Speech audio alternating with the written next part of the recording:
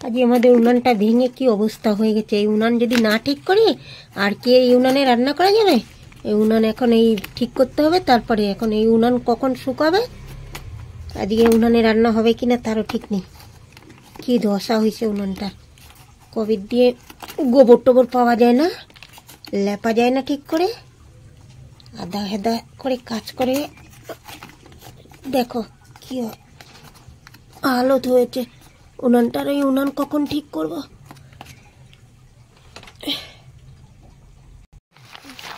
আমি এখন এই মাটিটা ছেনে নেব। আমাদের আজকে উনানটা ভেঙে গেছে, আমাদের আজকে রান্নার অসুবিধা হয়ে যাবে। দেখি গ্যাসেই রান্না করতে হবে মনে হয়। এই উনানে মাটি দিলে এখন এই উনান কি আর ধরবে? উনান তো শুকাতে হবে তারপরে। তো উনান না শুকালে আমি রান্না করতে পারবো না। আর একটু এই মাটির সঙ্গে গোবর ছেনে দিলে খুব ভালো হয়, তাহলে আঠা আঠা হয়, উনানটা অনেক দিন যায়। সেই কবে করেছিলাম, গোবরও তো পাই না এখন বেশি, অনেক দূরে, অত দূরে তো আর যেতে পারে না কেউ, আনবে কে? আর আমি পড়ে থাকি বিছনায়, মেয়ে কোথাও বেরোয় না, ওর বাবারে দিয়ে একা একা কত কিছু হয় না। ওর বাবারে বললে বলবে আমি পারবো না, তুমি গোবর ছাড়াই লেপো, এমনি লেপে দাও। কি করব এখন, এই গোবর ছাড়াই লেপি। আর উনানটা দিয়ে জানি না ঠিক করতে পারবো কি না, শুয়ে শুয়ে চেষ্টা করি সব কিছু করার। দেখি, এই দেখো উঠে যেতে।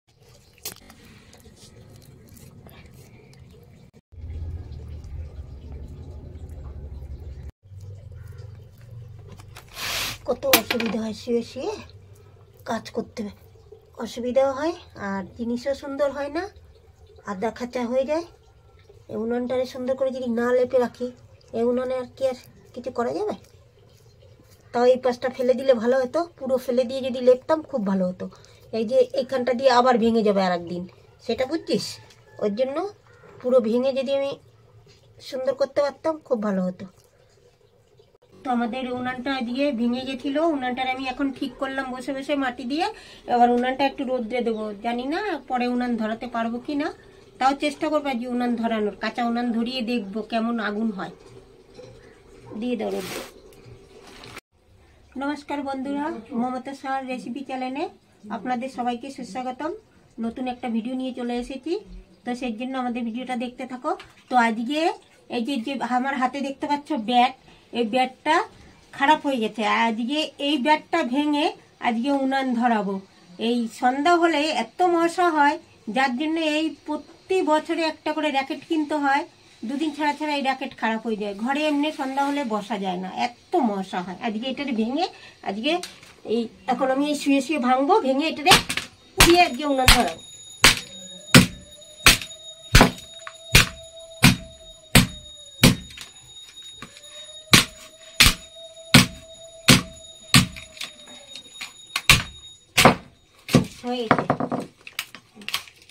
আমি আজকে এই ব্যাগটা ভাঙা দিয়ে উনান ধরিয়ে দিলাম, আর এদিকে মেয়ে ওদিকে কাট কেটে নিচ্ছে।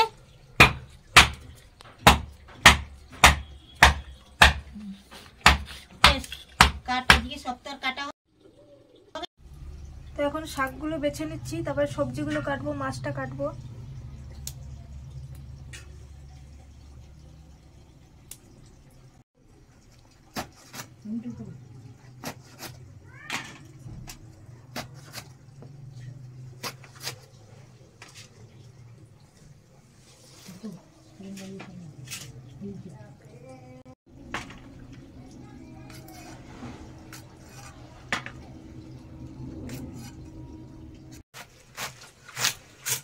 বাঁধাকপিটা কাটলেই আমার সব সবজিগুলো কাটা হয়ে যাবে।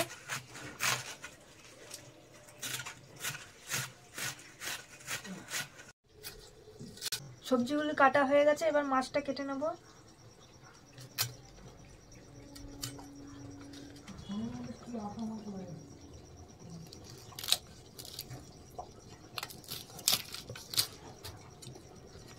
মুখটা কেটে ফেলতে, টানের সাথেই পেটের ময়লা সব বেরিয়ে যাবে। এরকম ভাবে টান মারলে এই মাছ একবারে সব বেরিয়ে যায়, পুরো পরিষ্কার হয়, আর কিছু থাকে না ভিতরে। তোমার মাছটা কাটা হয়ে গেছে, ওখানে আমাদের বাইরে ভাত বসানো আছে, আর এখানে সব সবজি কাটা কমপ্লিট হয়ে গেছে। তো মাছটা আমার ধোয়া হয়ে গেছে, এখন নুন হলুদ মেখে নেব।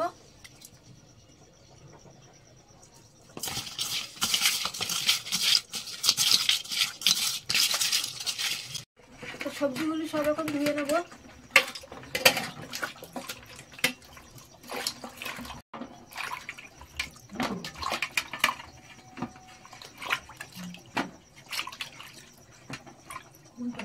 সবজিগুলি সব ধোয়া হয়ে গেছে। এদিকে আমার দুধ জাল হয়ে গেছে, দুধটা নামিয়ে দিয়েছি।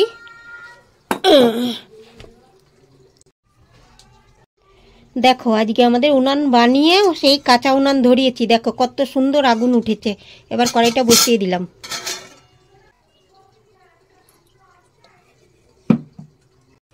তেলটা গরম হয়ে গেছে, মাছগুলো ছেড়ে দেবো।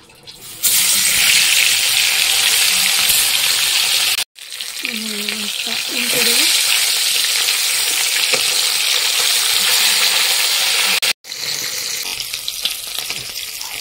এখানে জিরা আর লঙ্কা একসাথে বেটে নেব। মাছটা ভাজা হয়ে গেছে, মাছটা উঠিয়ে দিলাম।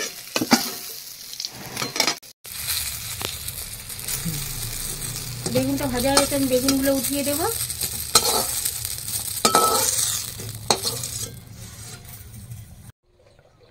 কালো জিরে দিয়ে দিলাম, তেজপাতা দিয়ে দিয়েছি। এবার এই গোটা গোটা চিনিগুলো দিয়ে দেবো।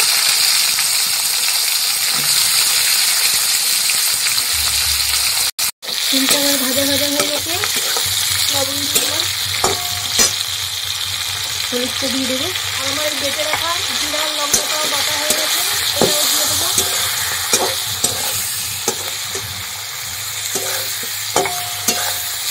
লঙ্কা কোথায় কিন্তু? লঙ্কাও আছে, জিরাও আছে এর মধ্যে। এখন পোস্তটা বেটে নেব।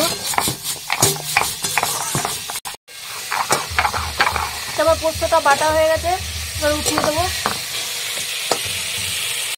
এই টমেটোগুলো দিয়ে দেবো। পোস্তটা দিয়ে দিলাম।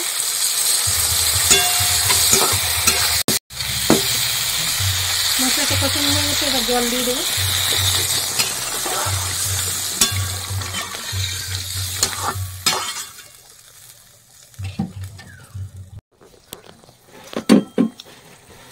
মাছগুলো ছেড়ে দেবো ঝোলের ভেতরে। ঝোলটা তো গপ গপ করে ফুটছে, এবার একটু ঢাকাও দিয়ে দেবো। মাছের ঝোলটা দেখে নেব। মাছের ঝোলটা হয়ে গেছে, নামিয়ে দেবো।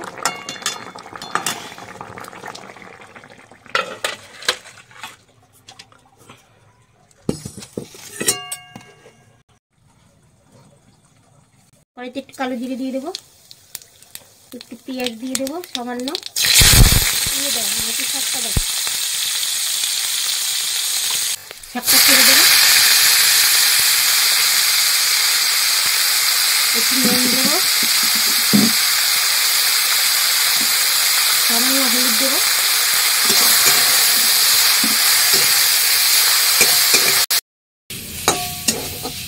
আমার শাকটা ভাজা হয়ে গেছে, এর ভিতরে সব কাঁচা লঙ্কা টঙ্কা সবই দেওয়া ছিল, সে দিয়েই ভেজে নিয়েছি একবারে। আর এদিকে আমাদের ওর বাবার খুব খিদে পেয়ে গেছে, রান্নার আগেই খেতে বসে পড়েছে। অর্ধেক রান্না হয়েছে, অর্ধেক রান্না হয়নি। এখান থেকে বাবার একটু শাক দিয়ে দিও। আর বেগুন দিয়ে মেখে নিয়েছে। বেগুন ভাজা আর হচ্ছে মেথি শাক ভাজা দিয়ে খেতে খুব ভালোই লাগে। দেখি খেয়ে কিরম লাগে।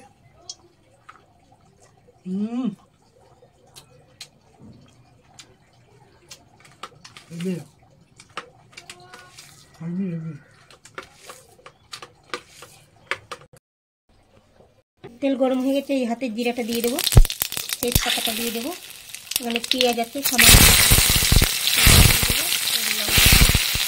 আলু আর লঙ্কা একসঙ্গে দিয়ে আজকে ভেজে নেব।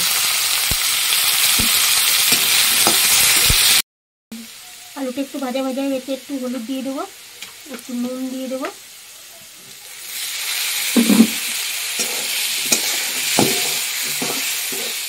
বাঁধাকপিগুলো আবার ছেড়ে দেবো।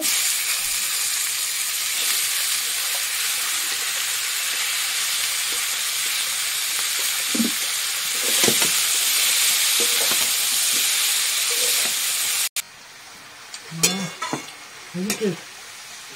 কীভাবে রান্না করেছে আজকে এই মাছটা? আজকে মাছটারে এই যে কাঁচা লঙ্কা, জিরা আর হলো পোস্ত বাটা দিয়ে করেছি, ওর জন্য মাছটা খেতে খুব টেস্ট হয়েছে। এত টেস্ট হয়েছে না, না খেলে বুঝবো না, খাবে তারপরে বলবে এত টেস্ট হয়েছে। আমি এমনি দেখেই বলে দিতে পারি রান্না কেমন কোনটা হয়েছে। পুরো ইলিশ মাছ একদম। এই টমেটো আর মটরশুঁটিগুলো ছেড়ে দেবো।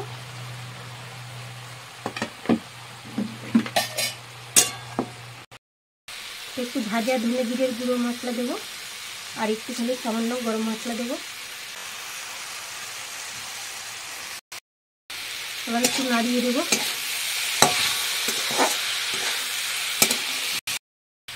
বাঁধাকপির ভেতরে একটু মিষ্টি দিয়ে দেবো।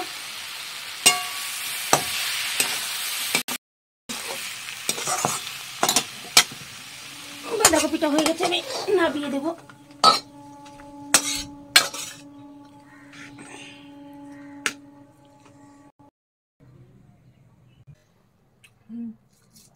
তো আমি বাঁধাকপির দিয়ে খাচ্ছি এখন। বাঁধাকপিটা খুব ভালো হয়েছে।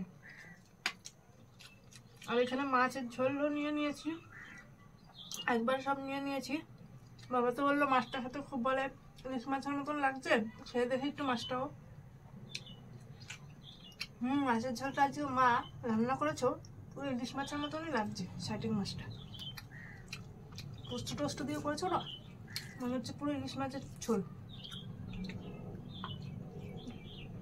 তো তোমাদের যদি আজকের আমার মার রেসিপি ভিডিওগুলো যদি দেখে তোমাদের ভালো লাগে তাহলে লাইক, কমেন্ট আর শেয়ার আর চ্যানেলটা সাবস্ক্রাইব করে দিও। আর তোমরা সবাই ভালো থেকো, সুস্থ থাকো। আর কালকে নেক্সট আবার নতুন একটা ভিডিও নিয়ে চলে আসবো। তো আজকের মতো টাটা।